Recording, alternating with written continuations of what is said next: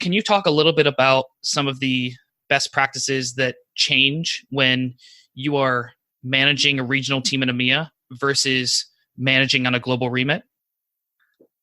Yeah, so I mean, I would say, having a clear set of expectations around what are the kind of objectives, goals, and KPIs around the global piece of the job, and don't underestimate how difficult it is to influence and implement kind of a global wide initiative.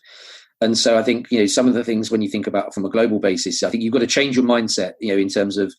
if you're like a hands-on frontline manager, or even regional director, you can kind of, you're personally in the region, you've got a management team, you may not be on the front line with,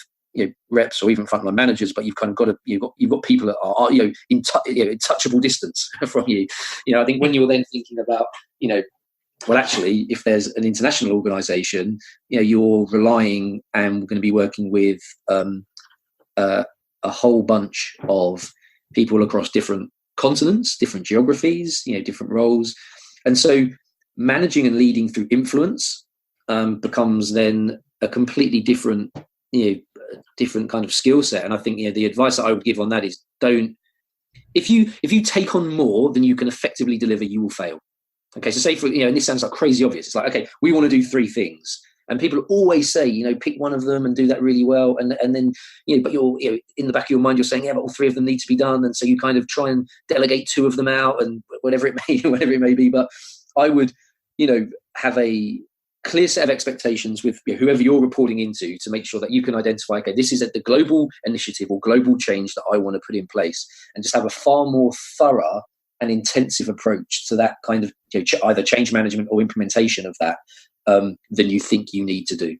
and then just when you think you're kind of there, double down on it. So really prioritizing, pick the one thing that's going to impact globally, and drive that. And then for the things that fall underneath that, you either need to be comfortable that you're going to park that for a period of time, or that you're going to allow that to be